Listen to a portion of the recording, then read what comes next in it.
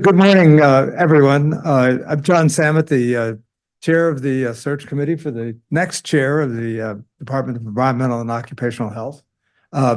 Welcome. Pleased to reintroduce Sheryl Magzaman, who I think is probably known by everybody who is attending today's town hall. In any case, I will just say that Sheryl received her PhD from the University of California, Berkeley School of Public Health, and MPH from Emory, and of course has been a longtime faculty member at Colorado State and an active participant in the school and the department. So Sheryl, welcome. We have lots of folks online, and Great. What we'll do when we get to the discussion part is between Michelle and I will pass on what comments and questions we have there. Fantastic. Okay. Well, thanks for those of you who are in person, as well as those of you who've joined online. So, and thanks for the opportunity just to, again, recapitulate some ideas, share some thoughts.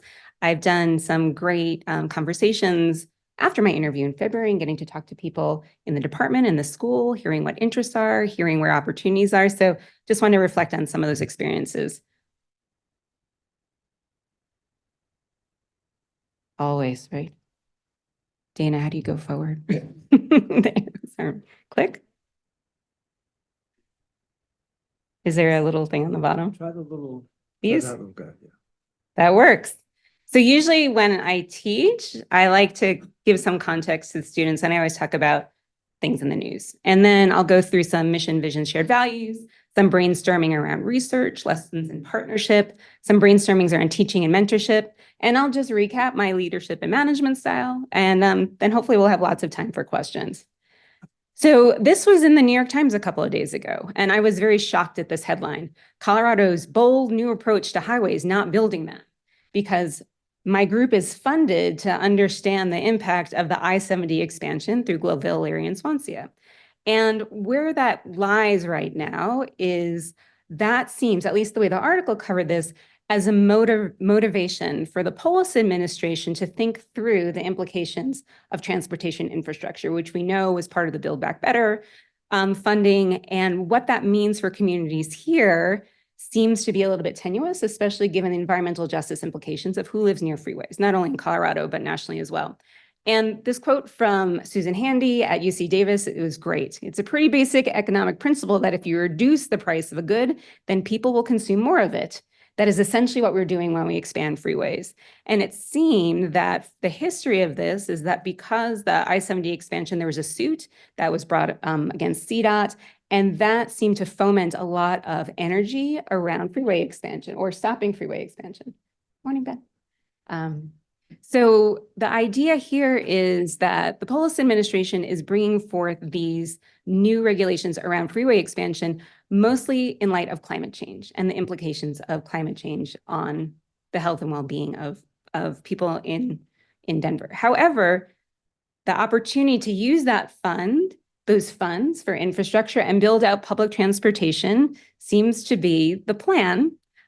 Changes in the electric fleet, understanding new innovation ways to actually address climate change and health seems to be the future. And that's a really exciting place to be. There are lots of things happening nationally right now, not only in Colorado in terms of thinking about public transportation infrastructure, but at the end of this month, my hometown, New York City, will implement congestion pricing, which will be a radical change in the way we think about congestion, traffic, and pollution. And Denver is now thinking about electrification of buildings. There's a lot of action here, and it's really exciting. But I also want us to think about what the implications of those actions are, because they're not always Pareto optimal, meaning that some people may lose. And I think that right now in our culture, we have a problem having those conversations about what is optimal for our societies, when some people may reap the benefits and others may not. And I think this is a perfect place for environmental and occupational health to be. One more thing I'll just say about the slide, I put the URL down below if you ever want to read the article. It's really interesting. But my family tried to take a car-free vacation in 2021, and we ended up going to Glenwood Springs and Aspen. We had a great time. The hardest thing for us was getting from Fort Collins to Denver. So thinking about how the Front Range is going, how we can rethink not only working, but transportation infrastructure from people that are highly dependent on cars is not only going to be beneficial for the climate, but beneficial for public health as well. So really trying to think about these opportunities as co-benefits. Health was very scantily measured in this article. It was more about climate, but let's tag on health. Let's think about pollution and environmental justice along with these conversations that we're having. So the slide I introduced when I talked in February, just some ideas for the future. And of course, it's difficult to have mission, vision, and shared values without buy-in from a department or a group, but I really think that this could be a good starting point. And mission is always to do good work and to do good, both in terms of research as well as practice. The vision would be to be the premier department for research and education in the continuum of environmental and occupational sciences, from cells to communities, for translation and practice. And shared values, something that we've thought a lot about in terms of understanding where our role is as scientists in society right now. So we are mindful of our role as scientists, educators, and members of our local and global communities. We value the positive sense of community fostered by faculty, staff, and students, which provides an environment for professional and personal growth for all. So I'm going to step into research a little bit. And there's been a lot of talk about centers and what that looks like for this campus. I've gotten to know the center model through talking to folks at the Center for Global Health at TUI, which has been very exciting. And I'm learning slowly about the role of centers as a place to bring people together who may not share the same department, but share mutual research interests.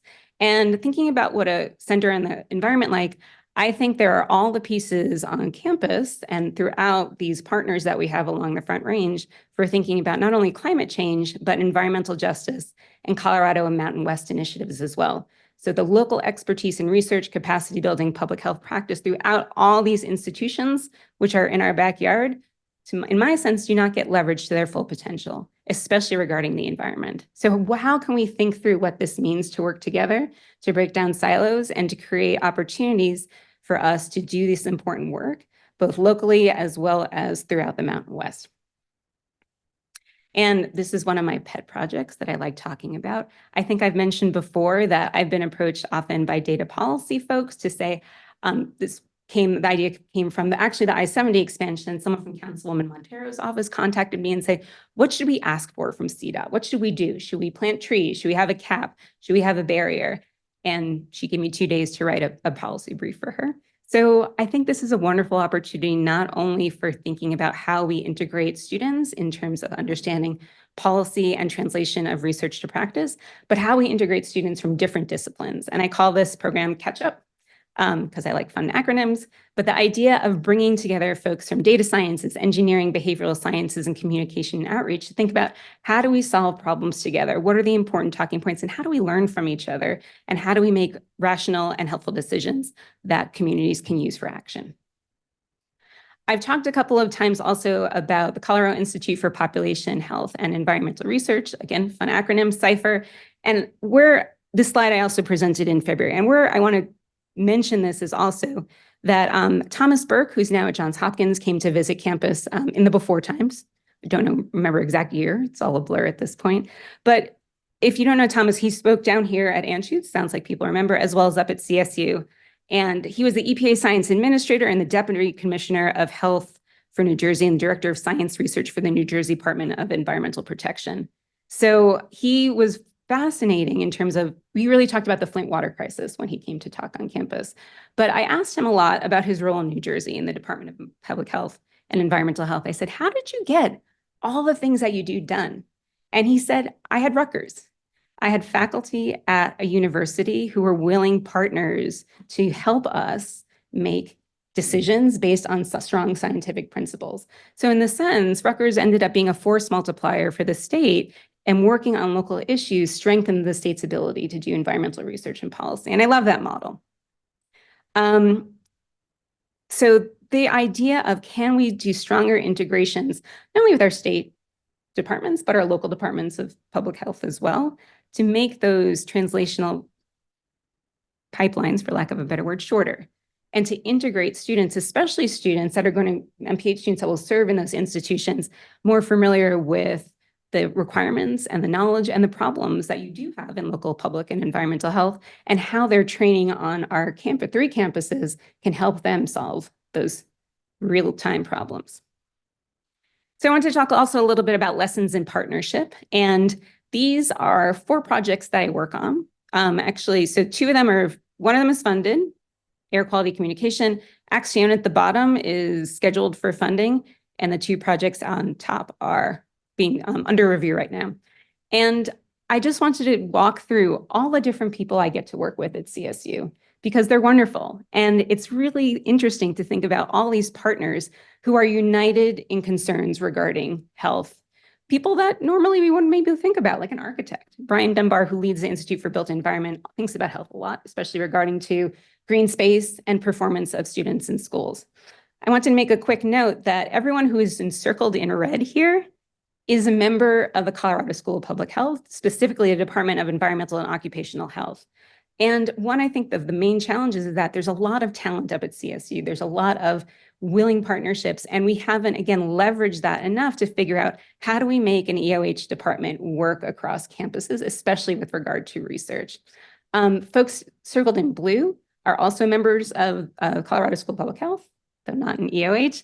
And person circled in green, community engagement, is actually one of our MPH graduates who's come back to do some work in air quality communication with manufacturer home communities in Boulder. So again, a really rich and vibrant resources that we have.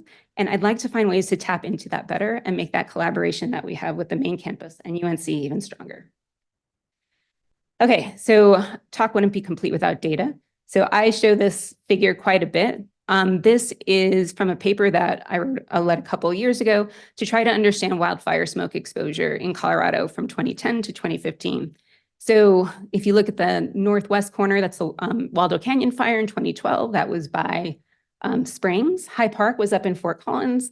And then we did local wildfires from 2012, as well as transported smoke from 2015. And what this graph is showing by outcome, cardiovascular is in pink, respiratory is in purple, our cumulative effects lag 0 to 3 of a 10 microgram per meter cubed increase in wildfire PM smoke on risk for cardiopulmonary patient hospitalizations for each event. So I want to draw your attention to the asthma outcomes, because normally we think of smoke and PM 2.5 as bad for asthma. The point estimates for Waldo Canyon and High Park are below, they're not significant, but they're below 1. And we look at all of local 2012 wildfire smoke, and that seems to be protective against asthma hospitalizations. Looking at long-range transport in 2015, we see the normal pattern where hospitalizations are elevated with increases in wildfire smoke. And why do we think this is happening? So epidemiology, I'm a huge fan of epi, but it tends to be a little bit of a black box. And trying to understand the data, what are the mechanisms that can explain this data? So we have a couple. One, it could be that misclassification of exposure. We don't have really a strong network of ground-based monitors, especially on the Northern Front Range. 2, we know that particles tend to increase in toxicity as they age. But we think what actually happened in 2012 is that local fires were associated with local smoke, but also local emergency communication about avoiding fires, about evacuating. And that communication kept people safe not only from the fire, but the smoke as well. So this finding and this observation led us to think about, well, how do we talk about smoke? How do we keep people safe? How do we think about what that risk is when we have secondary data that helps us to look at point estimates, but no understanding of the mechanisms? And that's really where a broad-based environmental occupational health program comes in, but the other branches of schools as well, community behavioral health, biostatistics, and health policy especially. So I wanted to bring that up because I was fortunate enough with Colleen Reed and Luke Montrose, who are also members of the EOH department, to participate in an NSF wildfire workshop a couple weeks ago. And we talked with mostly about 25 atmospheric scientists who were very curious about our thoughts on health and how they could be helpful. So it was a 2-day workshop. Day 1, the questions were more accusatory about why don't you use the models we build you? We spend all this time, we fly planes through smoke plumes. What is wrong with you guys? And then day 2, we moved to, we have to make our estimates better so you'll actually use them. And those types of opportunities we have on the Front Range to do those types of projects are invaluable. I know that environmental health encompasses many matrices. I happen to be an air person. but really thinking about leveraging that community we have on the Front Range is really, really valuable to solve problems. On June 17th, Priyanka D'Souza at the downtown campus is going to be hosting a Denver air quality workshop, so we can do some thinking and sharing about those of us who work in air quality in the Denver metro. Okay, I went way over 10 minutes, but I'm almost done. Teaching and mentorship. So a couple of proposals and ideas. So I'm very excited that EOH will have a climate change PhD program starting in the fall. I know that has limited set of funding to get that off the ground. And I think it's a no-brainer to try to write a T32 to support that. Possibilities for adding an MS program. And when I have students that are thinking about an MS in epidemiology versus an MPH at CSU, we offer both. I often tell them it doesn't really matter as much what you do outside of school. It matters how you want to spend your time in school, where you have opportunities to take a more concrete set of classes and really focus on a thesis. So those are potentially exciting opportunities for this department as well. I'd like to talk through a consideration of environmental health PhD program. I started that at CSU a couple of years ago, thinking through a redesign of the master's program for an occupational medicine residence. And then with a new hire, Tiffany Sanchez in epidemiology, she brings a wealth of experience in environmental data science. I know Debashis is excited about public health data science as well. Jim and I have taught in environmental health data science. It's a burgeoning field, and I think a really exciting place for growth.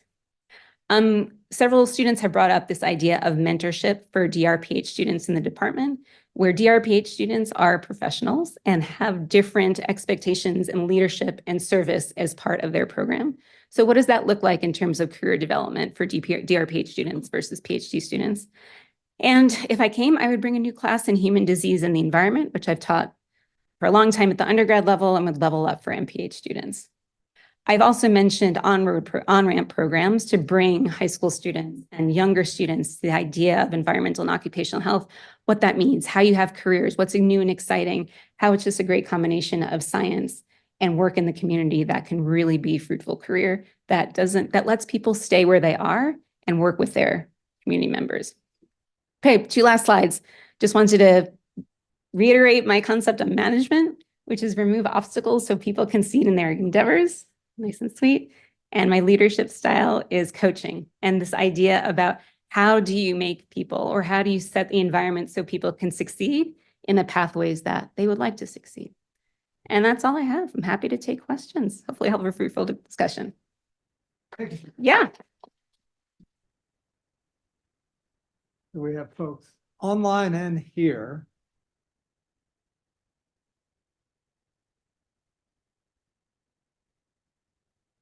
So thank you for that, Sheryl. Enjoyed seeing more of your vision there. Can you speak to a little bit about thoughts on recruiting students into EOH?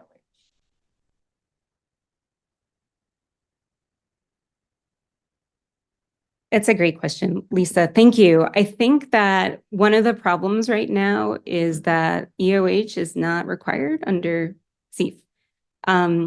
And that I know the school just went through its reaccreditation and wanted to kind of keep that, okay, just get through accreditation. It seems very painful. So I think that there is a rethinking and a reshaping of how maybe the next 7 years, moving CEF into a re-recognition of the importance of environmental and occupational health. That being said, I feel like there's a cadre of students out there who have backgrounds in atmospheric chemistry or more engineering, who really appreciate the scientific part of what they do, but understanding where we are right now as a global community, really want to meet the challenges and solve the problems, many of which we've created for them.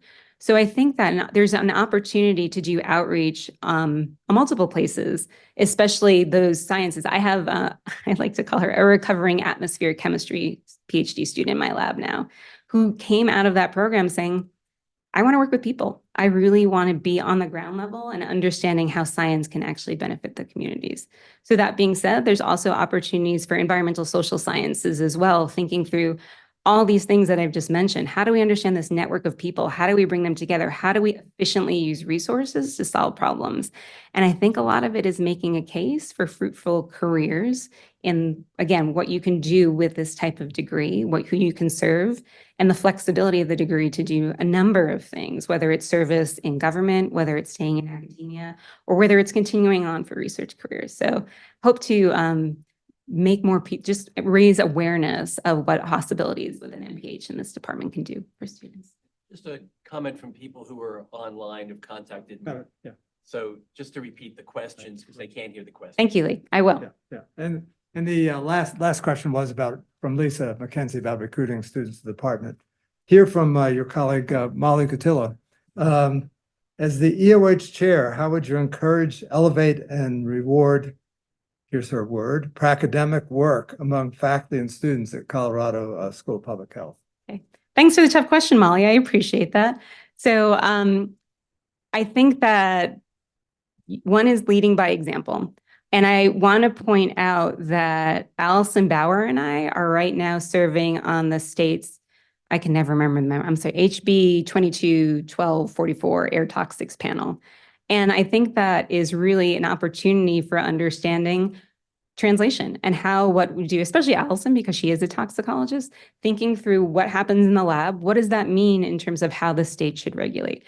I think that's really exciting. It's non-paid, but I think that service is important because you want to draw on the scientific knowledge, especially people who do work locally, to understand what are the trade-offs. The state wants to regulate 5 air toxics. Why 5? I don't know. There's some other ones. And how is that balance happen? So I think that leading by example is part of that.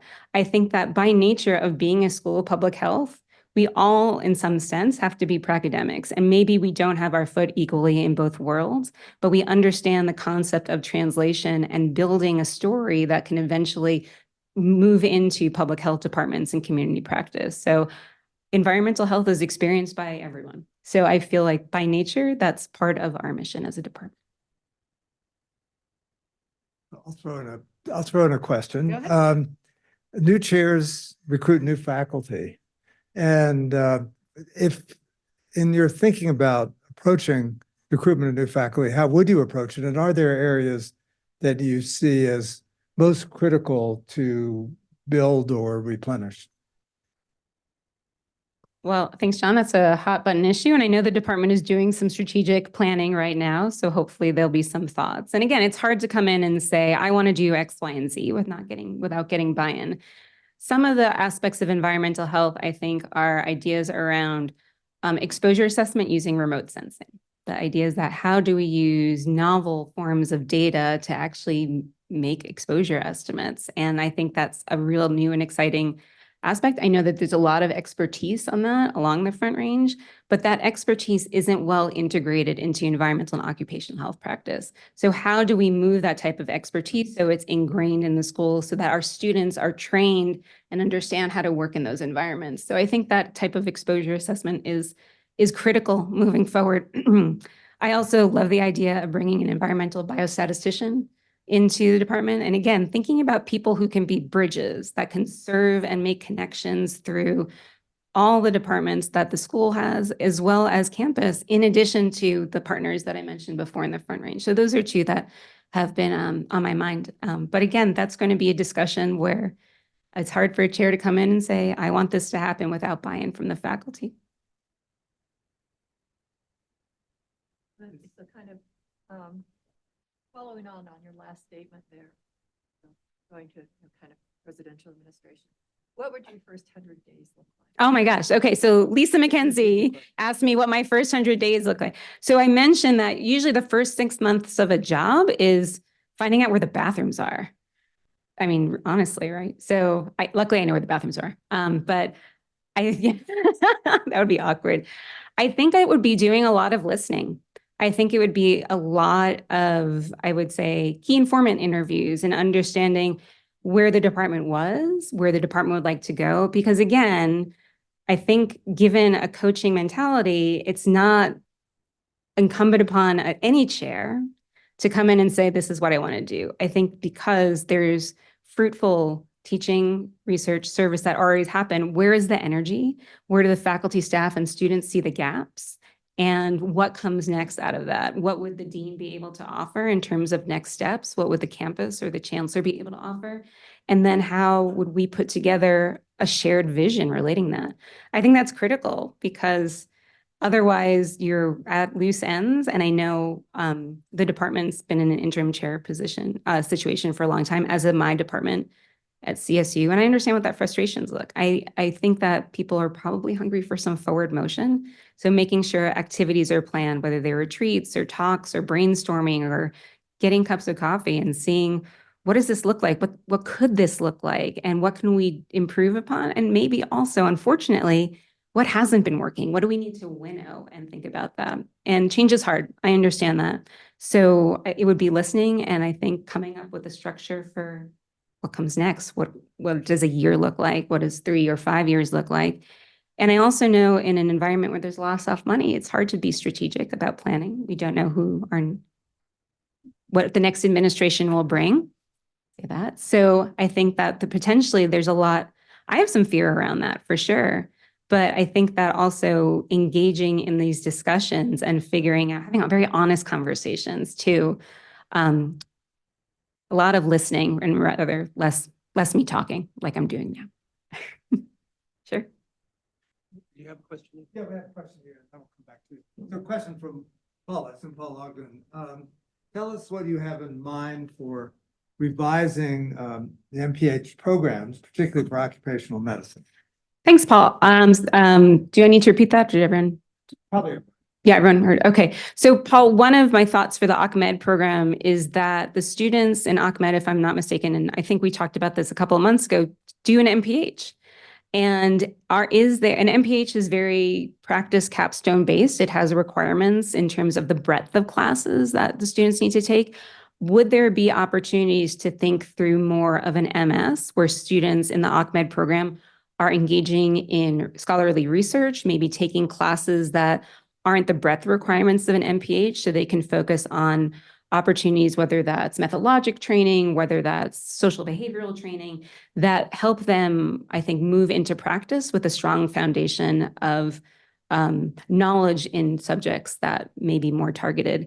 I talked to Jay Lemery, who was really excited about the possibility of an MD MPH program that would, in climate health and environmental health. I know most MD MPH programs really kind of seek to have their physician scientists trained as bench scientists.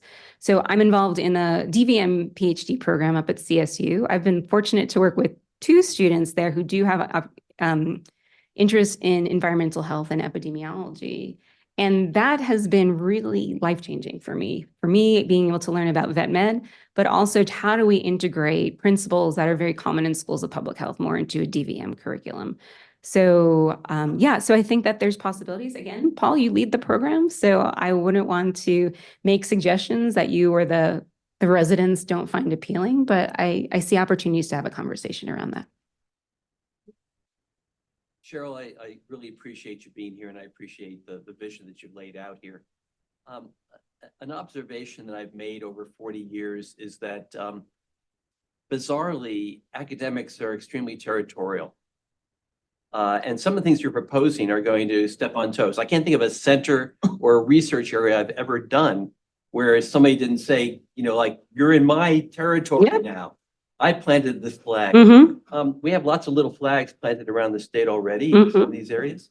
What are some strategies for how you pull this off in a collaborative way? Yeah, so Lee had asked me, how do we break down silos without upsetting the apple cart and feeling territorial? And I think it's creating a vision where we work better together.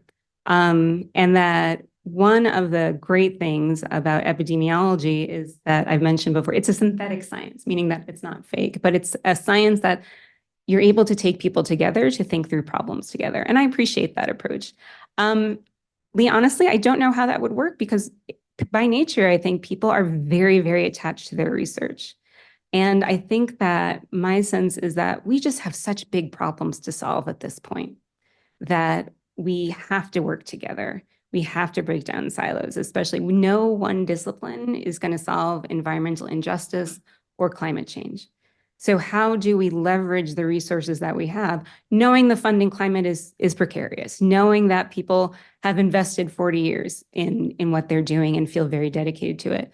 But I think that John likes to reference my advisor from grad school, who was really, really interested in small airways of the lung. He didn't really, and thinking about epidemiology from his point was that epidemiology doesn't have to be the science of public health. It can just be science. And I reject that notion. That caused some tension between us, but that's okay. So I think having the conversations and knowing that if, recognizing that the better together, the yes and model can be effective, and not all situations are going to be win-win, but also thinking about these giant problems that we have, there's not going to be one center or one funding stream that's like, I'm going to solve all the climate problems by going to NIH and getting that funding is mythical at this point and doesn't exist, or NSF or EPA. So the idea is that, can we create partnerships and leverage the existing infrastructure that's there to build a foundation to do things together? And hopefully that's not giving up, but it's more of the yes and approach that will work and people will see the benefit of doing. Hopeful, aspirational. A question from Lily. As chair, how would you help faculty navigate change in curriculum and possible cuts to small size classes? Thanks, Lily. That's a great question, and questions that we deal with at CSU as well. So there's two aspects to that. And I think it alludes to what Lisa had asked before.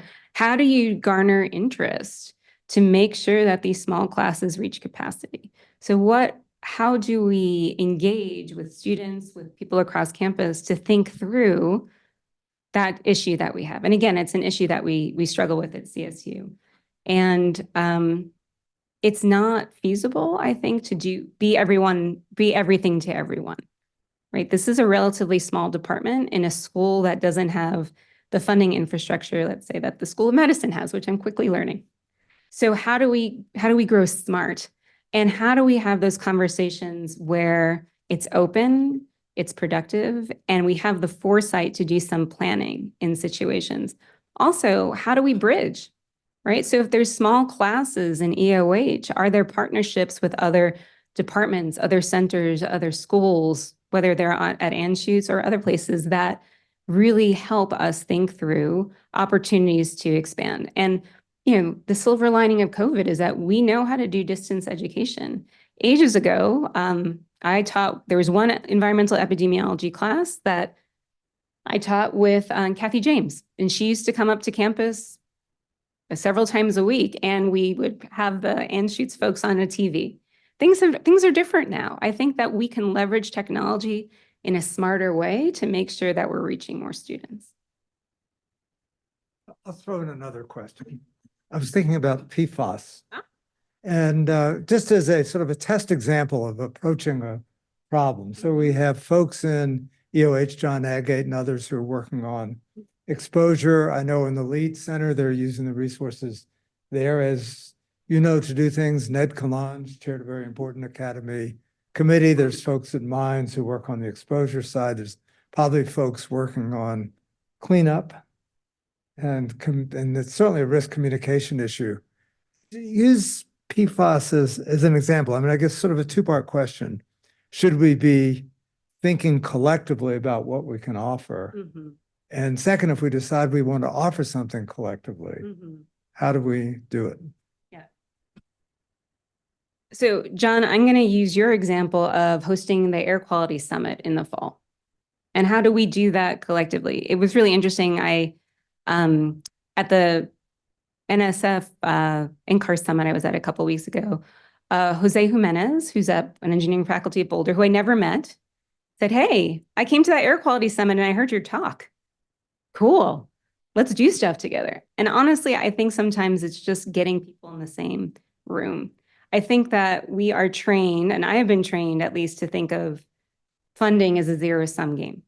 And I think that being strategic, I had an opportunity a couple of years ago to work with Katie Dickinson and Ellison Carter when they were both JPV fellows at Harvard to think through, what does what does work at Sun Valley look like? They had the opportunity to have that freedom and flexibility because they had the fellowship funding them and had that in those in-depth conversations. Honestly, I think it takes time and investment in resources, but it gets also people sitting around a table together rather than, thinking about disciplinary silos because they're all necessary together. And again, we're not going to get grant funding to do all the things together. So what that looks like, consortiums, meetings, workshops, getting people together. In person's always better in my sense, but Zoom. But we have serious PFAS problems right now. And I appreciate that John and Ann Starling have been working on that diligently. But I think one of our big challenges in academia in general is sustainability and continuity. What happens when that grant is done? Does all the work go away? For us, thinking through the GES, I know it's not PFAS, but the GES Health Coalition, we got 3.5 years of funding from CDPG to do that. And then what? There's no funding after that to have continuity, especially with community partners. That translational piece that I think where our value as public and environmental health professionals shines in demonstrating our worth to communities. So I think that we have to make the case, and ultimately with team science, I think there's a whole science of team science.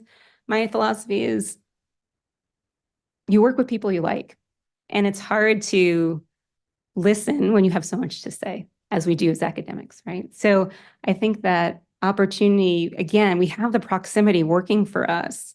We have people that are well connected in all parts of the translational pipeline, from bench, clinical, community, everything is here. I think the story, how you put it together, is part of desire, but part of building an infrastructure that makes that collaborative work happen. So I got to talk to Sam Owini a little bit about this process and learned about academic faculty stuff, which is cool. And she said that probably, I hope, that a new tenure and promotion category would be team science at the School of Public Health, which is really exciting because I don't think that, again, any discipline can solve, especially when it's a complex problem with PFAS, especially when you have industry, can do that alone. Thanks. Maybe the interim chair of the department should do something about convening a group to discuss PFAS. I'll have that conversation with that individual. From Katie, what are some of your top priorities for advancing equity, diversity, and inclusion in EOH? Any specific initiatives you champion? Thanks, Katie, for that question. I think that I'm sorry, we call it something different at CSU. Ben, is it JEDI? It's JEDI here? Okay. I think the JEDI committee here already has a strong vision that I would support in any way I can. I think that one of the challenges that we have is that, especially in terms of student representation, that living in Denver is expensive and tuition at School of Public Health is expensive. Are there ways for us to think through, again, alternative ways to approach public health education that makes it more accessible to maybe people who can't afford to live in Denver and move to campus, and people potentially that want to stay in place and serve their communities, in the far reaches and sparsely counted populations in the Mountain West. So I think that's one of the, how do we make this a value proposition for students who see that price tag and make this, and just said, this isn't something that I can afford, especially given that taking out loans for this, public health doesn't pay as well as law, I would say, or going to business school after that. So I think that's thinking through how do we make this more equitable for students who are thinking about a career in public health. But I really appreciate the JEDI framework that you've put forth. I would feel like I would follow the department's lead and support what the department has already put together. It's very strong and strategic. And opportunities also for, I think, at least from coming from CSU, salary equity is very important. Again, I know that's different in a soft money institution, but thinking through where are easy wins at this point for the department as well as the school and the campus.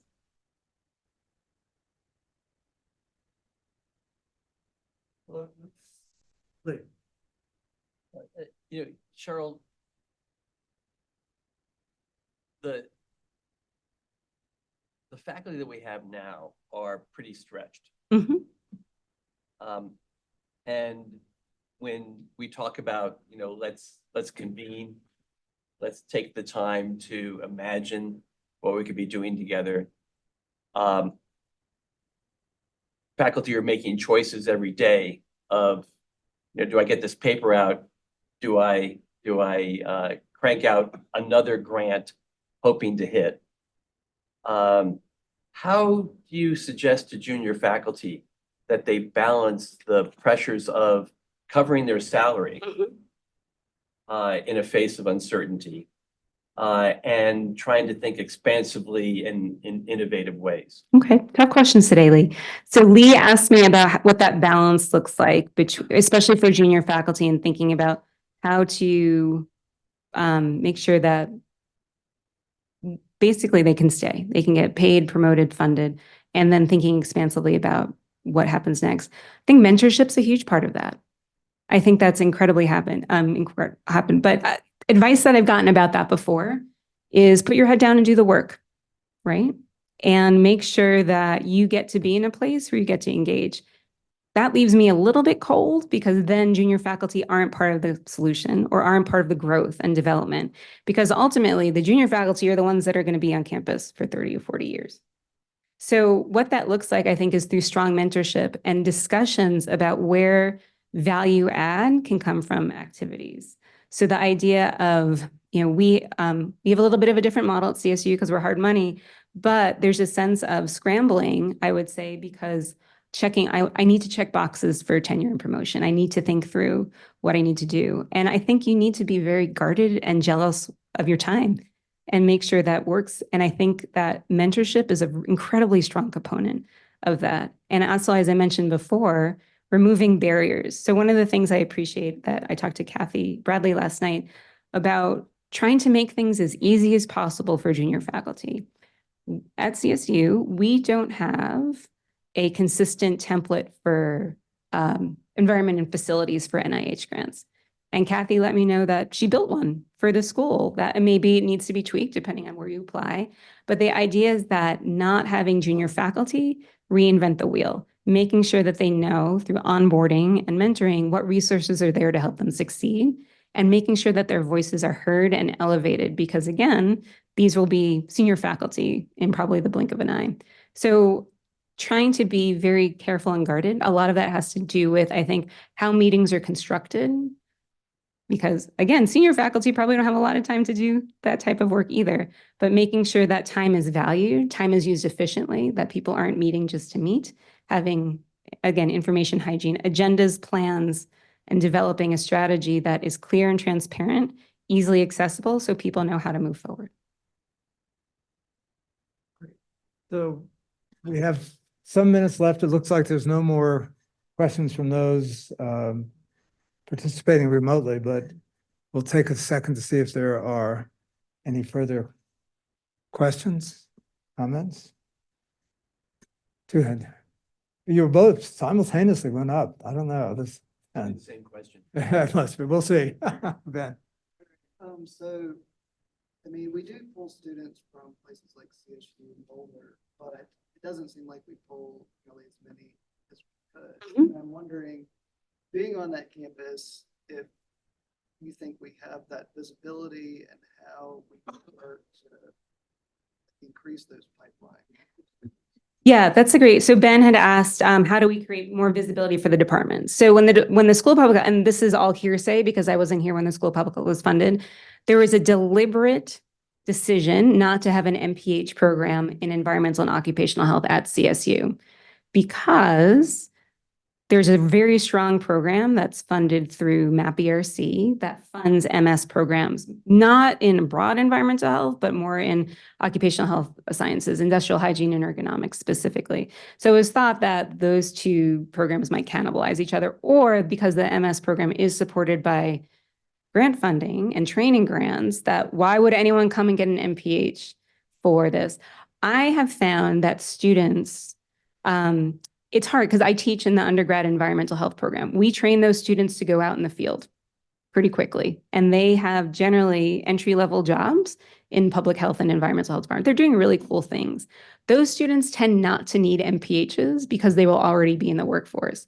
Generally, if they do get an MPH or go on for graduate degree, it would be more likely to be in epidemiology, because it's very hard to get an entry-level job in epidemiology with only a bachelor's.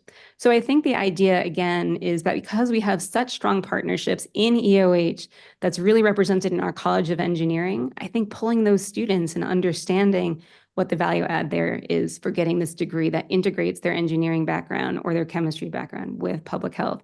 The challenge with engineering students is that they also make a lot of money when they graduate with a bachelor's. So what's the value add? I think we can demonstrate that. And I think that we have a state with a very active air pollution control division, where there's a lot of environmental engineering, chemistry knowledge that is needed to help protect the health and environment. If you add an MPH on that, I think the value proposition is building in that public health part, building in the understanding about public health works. And I think we can play up that story for sure at Boulder or at CSU. I think those would be great draws. And even nationally, right? I think what's really interesting is that I've seen many departments across the country rename themselves and go for environmental occupational health to environmental health sciences, kind of leaving out the occupational health part. And what does that mean? How do we actually leverage and highlight the uniqueness of not only who is here and what people do, but where we are and the problems that we tend to work on? And I think that's a story that I think that would be really appealing to this generation of students. So my question is about funding. You know, we get a lot of funding. High proportion of the funding here is federal. There is some occupational funding. What are other opportunities for getting funding that are not sort of dependent on the whims of the presidential administration? Okay, thanks, Jim. So Jim asked me, where can funding come from aside from federal resources? I think that there's really interesting federal funding, maybe that go beyond NIH or CDC NIOSH or EPA. Lisa, you've been successful in securing funding through HEI, for example? Foundations, so American Cancer. Of course, it's not tied to the administration, as well as local funding. Yes. So tapping into local foundations, I think that also I tend to look at other federal funding. I had a really interesting conversation with Mark Hernandez, who's at Boulder, who works with May Chu on in clean indoor air initiative with Denver Public Schools. And I work with Mark on a different project. We work on this NSF funded broadband project, but we were talking about that project, but we actually met in DC doing indoor air quality in schools research. And he's just said, would you be interested in talking to DOD about schools? I'm like, well, sure, I'm always interested. I like talking, probably could tell that. So I think that diversifying what that portfolio looks like, but we're all going to be chasing the same dollars. So I think that where our strategic advantage here is thinking about the West and local initiatives, local foundations to tap into. There is a wonderful foundation that's based at, I think it's based at National Jewish, the Kovar Foundation, or is shared. It's Denver based. So yeah. So I think that the problem with those approaches are that it's never going to equal the amount of ICR and pure dollars that would come from federal funding. But I think that we need to be creative. But I also think that that's joint problem solving, right? It's not that, Jim, you're going to figure that out on your own and tell us the secret. I think, again, that's where that information could be crowdsourced and thinking about what new opportunities approach themselves. It's not easy. I mean, I think, again, coming from a hard money background, it's different for me. I do grant research because I like to support my team, because there's questions I like to ask, not because I need to get fed. So I think that mentality and thinking about the scarcity mentality is very frightening if we come across this cliff. But I think that creativity and resilience and thinking about what can we tap into, how can we partner with states and local health departments also is potentially a very good opportunity to think through new initiatives for funding. I wish I had all the answers.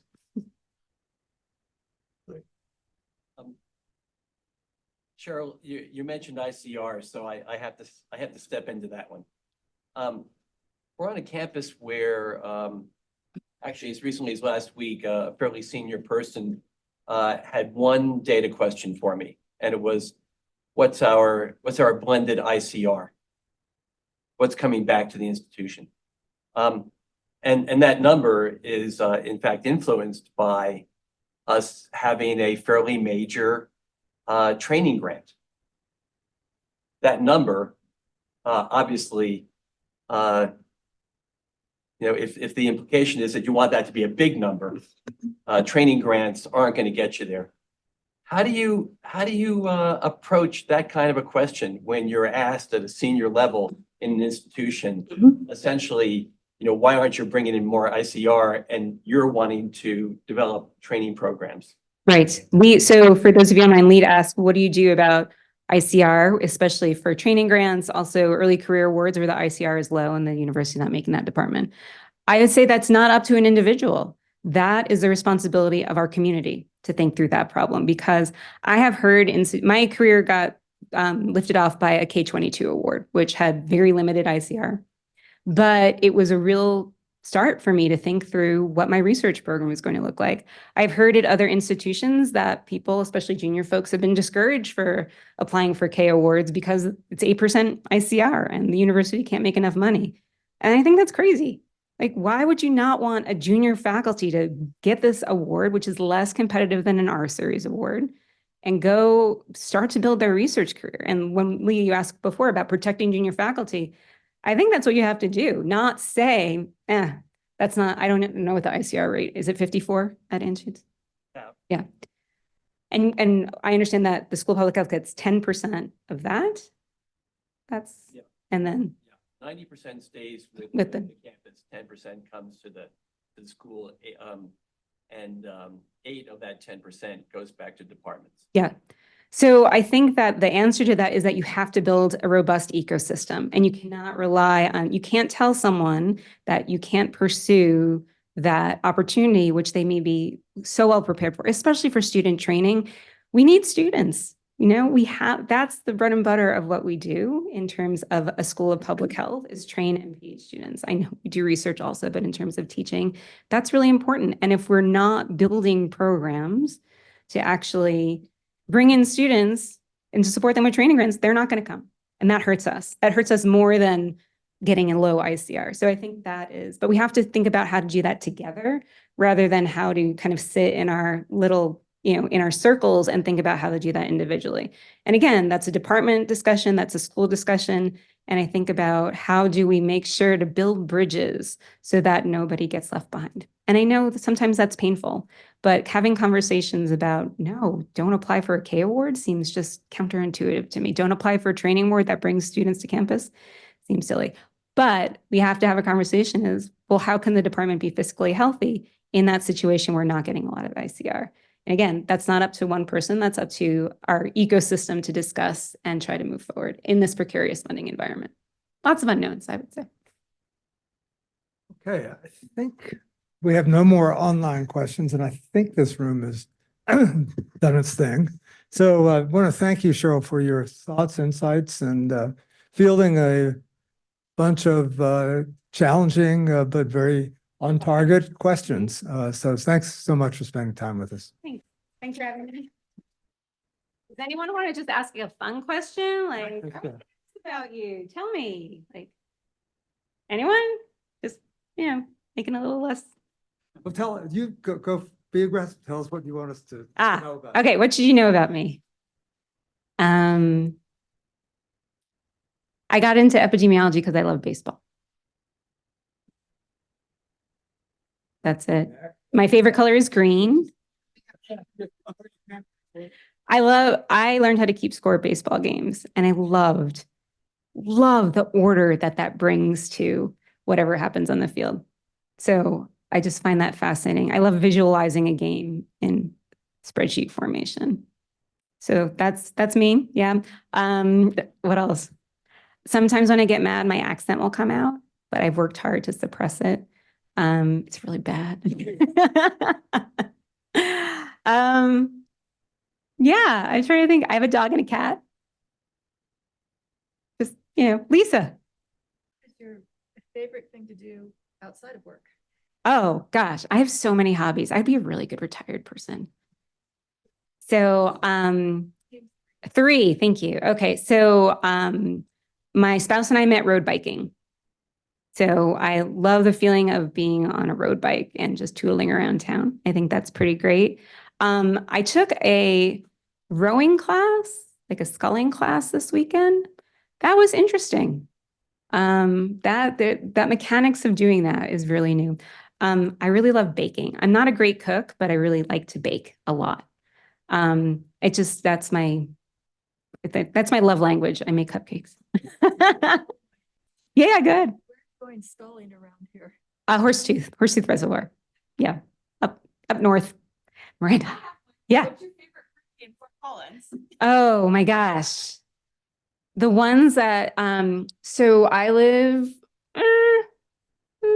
midtownish, but I will make my way to Stodgy if my dog is well behaved and because they have good food trucks. So, I mean, I just have to pick one? Okay, Stodgy. Yeah. Close to you though, right? Yeah.